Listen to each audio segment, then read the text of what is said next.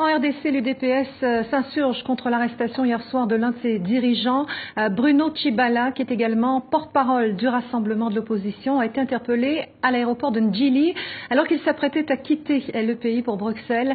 L'UDPS réclame sa libération immédiate. Écoutez.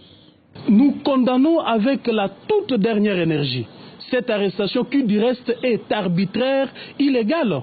Pour nous, c'est une provocation, pour nous, c'est un acte d'intimidation pour nous effrayer. Je demande bien au procureur général de la République de comprendre que le Congo est dans un virage terrible, qu'il libère M. Bruno Tshibala et cela, je ne lui accorde que 48 heures. Dépasser ces 48 heures, nous allons réagir. Nous irons à sa rencontre pour qu'il nous arrête tous. Et là où sera Bruno Tshibala, c'est là où nous tous nous serons aussi. Parce que trop c'est trop, nous avons toléré et en fait nous sommes saturés.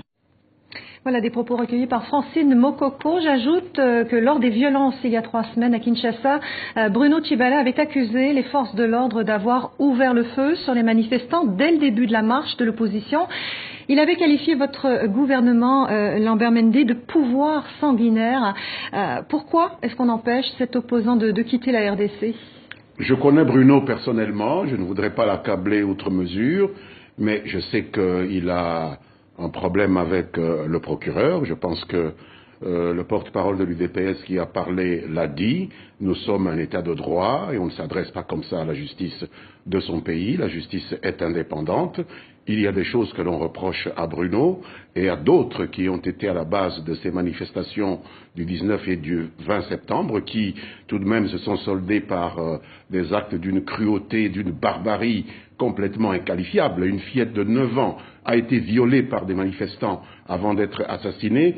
4 policiers ont été brûlés vifs. J'étais aux obsèques de ces policiers. J'ai vu une jeune policière de 23 ans brûlée vive, dont les parents ne reconnaissaient plus exactement, par les soi-disant manifestants. Et Bruno, il est reproché à Bruno, que je connais bien, d'avoir lancé des encouragements à ceux qui ont posé des actes, d'avoir organisé cela. Et le 19, il a personnellement appelé dans un document que le procureur lui oppose, ceux qui ont posé ces actes à les rééditer le 20. Je ne connais pas de pays où on peut tolérer cela sans que vous ayez à rendre justice. Il a bien été arrêté sur ordre des autorités congolaises. Absolument, les autorités judiciaires, c'est pas le gouvernement. Et je voudrais que le porte-parole de l'UDPS fasse la différence entre l'exécutif et le judiciaire. Alors, je précise tout de même que selon l'ONU, les Nations Unies, une 50aine de manifestants également ont été tués lors des violences. Il y a 3 semaines, Lambert Mende, j'aimerais qu'on parle de la crise politique dans votre pays. Elle est majeure. Le mandat de Joseph Kabila prend fin le 20 décembre. Il n'y a toujours pas de calendrier électoral. Le dialogue national avance lentement.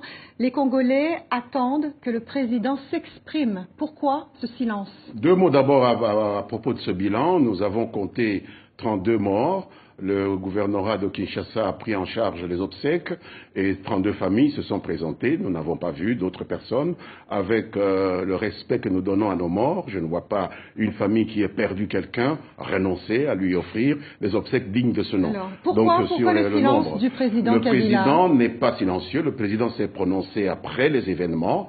Il a bien dit que la Constitution serait strictement respectée, mais je pense qu'il y a des gens qui veulent prendre des postures plus ou moins extrémistes parce que précisément, ils ne veulent pas d'élections apaisées. Le président Kabila, pour l'instant, ne s'est pas exprimé sur ses intentions. Sera-t-il candidat ou pas Je ne sais pas pourquoi. Il n'y a pas dans la Constitution congolaise une disposition qui oblige le président à se déclarer non candidat. La Constitution dit que le président ne peut pas se présenter plus de 2 fois consécutivement. Et le président dit qu'il va respecter la Constitution. Je ne sais pas ce qu'il faut de plus pour que ces messieurs soient satisfaits. Le président Kabila ne se représentera pas pour un 3e mandat. Le président Kabila respectera la Constitution et la Constitution ne lui permet pas de se présenter pour un 3e mandat. Est-ce qu'il ne pourrait pas, plus simplement pour calmer les esprits aujourd'hui, annoncer une date butoir pour la tenue de la présidentielle, donner une date? Ce n'est pas le président qui organise les élections. Dans la l'ordonnancement juridique congolais, c'est la Commission électorale nationale indépendante.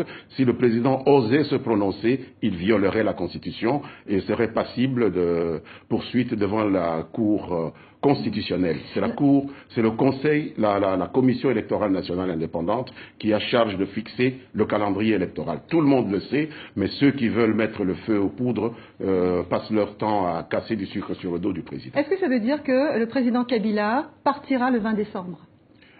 Cela n'est pas, à mon avis, de la compétence du président, parce que la Constitution a prévu des dispositions qui font que, si la commission électorale n'est pas à même d'organiser les élections dans les délais prévus, il y a une période prévue pour permettre que la commission puisse s'acquitter de cette tâche, et pendant cette période-là, le président en exercice, qu'il s'appelle Kabila ou un autre, demeure en fonction. C'est ça la Constitution. Un dernier mot sur Béni, Lambert Mende. Une dizaine de morts encore la nuit dernière.